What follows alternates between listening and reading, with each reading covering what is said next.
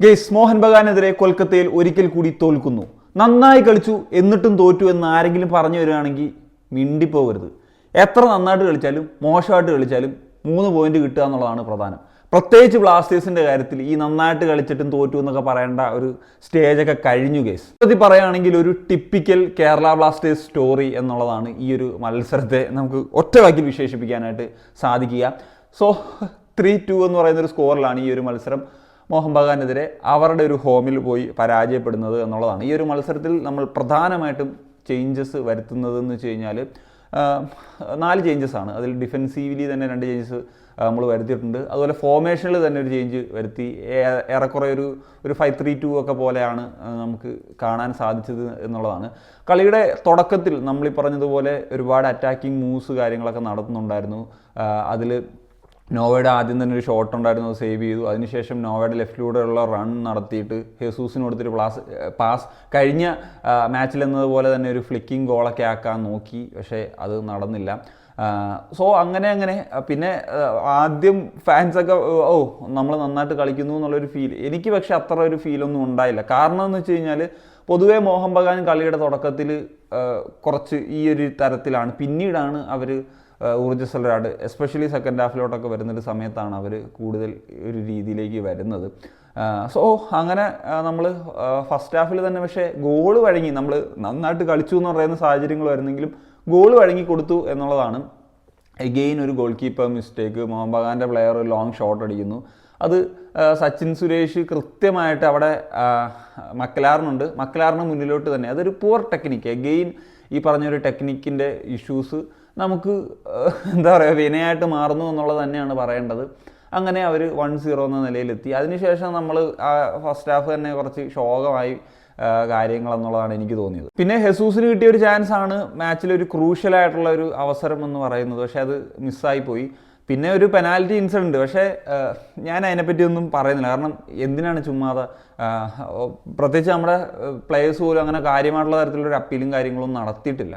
So അത് penalty ആണെന്ന് വെച്ചാൽ കൊടുക്കാവുന്ന ഒരു ഇൻസിഡൻറ്റ് തന്നെയായിരുന്നു. പിന്നെ ഫസ്റ്റ് ഹാഫിൽ സഹീഫാണ് ആ ഒരു വിങ് ബാക്ക് എന്ന് പറയുന്ന റോളിൽ കളിച്ചിട്ടുണ്ടായിരുന്നത്. So Saheef like a supporting player എന്ന ലെവലിലാണ് എനിക്ക് പേഴ്സണലി ഫസ്റ്റ് ഹാഫ് ഫീൽ ചെയ്തത്. എന്താണെങ്കിലും മത്സരത്തിലേക്ക് ഒരു തിരിച്ചു വരാമെന്നുള്ളൊരു പോസിബിലിറ്റി ഒന്നും ഞാൻ സത്യത്തിൽ എക്സ്പെക്റ്റ് ചെയ്തിരുന്നില്ല. സോ സെക്കൻഡ് ഹാഫിൽ പക്ഷേ നമ്മൾ ഗോൾ അടിക്കുമെന്നുള്ള ഒരു സംഭവം ഉണ്ടല്ലോ. സോ അങ്ങനെ ഗോളുകൾ അടിച്ചേക്കാമെന്നുള്ളൊരു ചാൻസസ് ഉണ്ടായിരുന്നു. എന്താണെങ്കിലും കളിയുടെ സെക്കൻഡ് ഹാഫിൻ്റെ തുടക്കത്തിൽ തന്നെ നമുക്ക് ഗോളിലേക്ക് വരാൻ സാധിച്ചു. അത് അവരുടെ ഒരു മിസ്റ്റേക്കാണ്. ഇപ്പം വിശാൽ കൊടുത്തിട്ടുള്ള ഒരു ബോൾ സുഭാഷിഷിനെ ഒന്നാന്തരമായിട്ട് ഫ്രെഡി പ്രഷറൈസ് ചെയ്യുന്നു, അല്ലെ പ്രസ് ചെയ്യുന്നു. അതിൻ്റെ ഫലമായിട്ടാണ് ക്വിക്കായിട്ട് അദ്ദേഹത്തിന് പാസ് ചെയ്യാൻ ഒരു ഓപ്ഷൻ നോക്കുന്നത്. അപ്പം കൃത്യമായ സമയത്ത് അത് ഹെസൂസിൻ്റെ ഒരു ആൻറ്റിസിപ്പേഷനാണ്.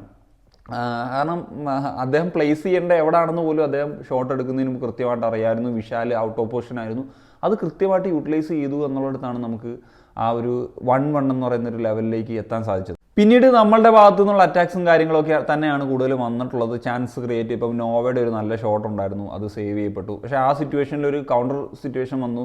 ലിസ്റ്റൻ അത് ഗോളായി മാറിയെന്ന് തന്നെ പ്രതീക്ഷിച്ചു. പക്ഷേ ആ ഒരു സമയത്ത് സച്ചിൻ്റെ ഭാഗത്തു നിന്നുള്ളൊരു സേവ് വന്നു. പിന്നെ നോവയുടെ ഒരു ഷോട്ട് പോസ്റ്റിന് ഉരുമി പോകുന്നൊരു സാഹചര്യമൊക്കെ വന്നിട്ടുണ്ടായിരുന്നു. അങ്ങനെ ഇരിക്കുകയാണ് നമുക്കൊരു ഫ്രീ കിക്ക് സിറ്റുവേഷൻ വരുന്നത്. അങ്ങനെ ഒരു ഫ്രീ കിക്കിൽ നിന്ന് ഗോൾ വന്നു. പക്ഷേ ആ ഗോളിന് ഫ്രീ കിക്ക് എൻ്റെ മികവെന്നൊന്നും പറയാൻ പറ്റില്ല. കാരണം വിശാൽ കേത്തിൻ്റെ ഒരു മിസ്റ്റേക്കാണ്.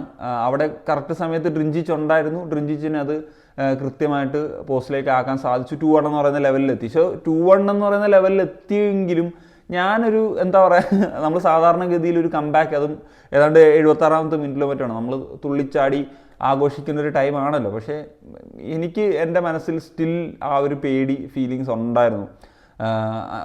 പക്ഷേ എങ്കിലും ജയിക്കണം എന്നുള്ളൊരാഗ്രഹം, അത് എങ്ങനെയെങ്കിലും ആകണം എന്നുള്ളൊരു രീതിയിൽ തന്നെയാണ് ഉണ്ടായത്. പിന്നെ അതിനുശേഷം നമ്മൾ കളി കുറച്ചൊന്ന് സ്ലോ ആക്കി, ഇതും കൊണ്ട് പോയാൽ മതി എന്നുള്ളൊരു മൈൻഡിലേക്ക് വന്നു. ചില കൗണ്ടർ സിറ്റുവേഷൻസ് പോലും നമ്മൾ കുറച്ച് സ്റ്റോപ്പാക്കി ആ ഒരു ലെവലിലേക്ക് കാര്യങ്ങൾ മാറി. അപ്പം ആ സാഹചര്യത്തിലാണ് മോഹൻ ബഗാൻ്റെ റിയൽ ഹീറോ വരുന്നത്. മറ്റാരുമല്ല, മലയാളി താരമായിട്ടുള്ള ആഷിഖ് കുർണിയൻ. അദ്ദേഹം കളി ആബ്സല്യൂട്ട്ലി ചേഞ്ച് ചെയ്തു എന്നുള്ളതാണ് ഏറ്റവും പ്രധാനപ്പെട്ട കാര്യം. സോ 2-2 എന്ന് പറയുന്ന ലെവലിലേക്ക് എത്താൻ പാകത്തിനായിട്ട് അദ്ദേഹത്തിൻ്റെ ഒരു ലെഫ്റ്റിലുള്ള റൺ നടത്തി.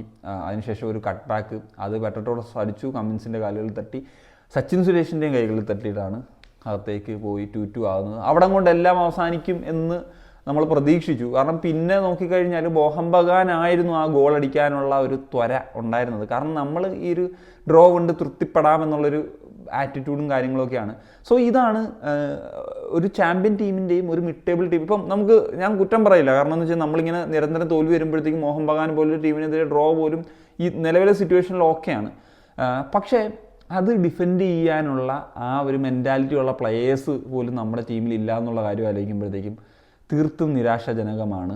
അതിനുള്ള ഒരു എബിലിറ്റി കാണിക്കുന്ന പ്ലെയേഴ്സ് ഇല്ല, അതിൻ്റെ ഒരു കമ്പോഷർ കാണിക്കുന്ന പ്ലെയേഴ്സ് ഇല്ല. ആ ഒരു ഫാക്ടർ നമുക്ക് എടുത്ത് പറയേണ്ടതാണ്. അങ്ങനത്തെ ഒരു സിറ്റുവേഷനിലാണ് 90 മിനിറ്റ് കഴിഞ്ഞിട്ട് ആൽബർട്ടോ റോഡ്രിഗസിൻ്റെ ആ ഒരു ബുള്ളറ്റ് ഷോട്ട് വരുന്നത്. അത് മിലോസിൻ്റെ ഒരു ഡിഫ്ലക്ഷനും ഉണ്ടായിട്ടാണ് വലയ്ക്കുള്ളിലേക്ക് കയറുന്നത്. ഇത് നമ്മൾ പലപ്പോഴും കണ്ടിട്ടുള്ളതാണ്. ഇങ്ങനത്തെ സിറ്റുവേഷൻസ് എത്ര വട്ടം എനിക്ക് തോന്നുന്നു ഈ പറഞ്ഞ മോഹൻ ബഗാനെതിരെ അല്ലെങ്കിൽ ATKക്കെതിരെ ഒക്കെ നമ്മൾ കണ്ടിട്ടുള്ള സിറ്റുവേഷൻസാണ്. ഇങ്ങനെ 90 മിനിറ്റ് കഴിഞ്ഞ് നമ്മൾ മുന്നിൽ നിന്നിട്ട് അവർ തിരിച്ചു വന്ന് വിജയിക്കുന്നത്. സോ അതുകൊണ്ട് ഒരുമാതിരി ഒരു മരവിച്ച ഫീലിംഗ് ആയിരുന്നു. അങ്ങനെ അയ്യോ തോറ്റല്ലോ എന്ന് പറയുന്നൊരു ഫീലിങ്സ് ഒന്നും സത്യം പറഞ്ഞു കഴിഞ്ഞാൽ ഉണ്ടായിട്ടില്ല എന്നുള്ളതാണ്. അത്രയൊക്കെ ഉള്ളൂ പറയാൻ. വേറെ എന്താ പറയാനുള്ളത്? നമുക്ക് മോഹൻ ബഗാൻ അവസരങ്ങൾ ഒരുക്കി തന്നു. അതായത് അവരുടെ മിസ്റ്റേക്സിൽ നിന്ന് 2 ഗോൾസ് നമുക്ക് കിട്ടി. എന്നിട്ട് പോലും നമുക്ക് ജയിക്കാൻ പറ്റിയിട്ടില്ല എന്നുള്ളതാണ് ഇതിൻ്റെ ഒരു ആകത്തുക. നിങ്ങളുടെ അഭിപ്രായങ്ങൾ എന്താണ്? കമ്പോസ് ചെയ്ത് മറ്റേ കണിയേഷൻ സനിയ.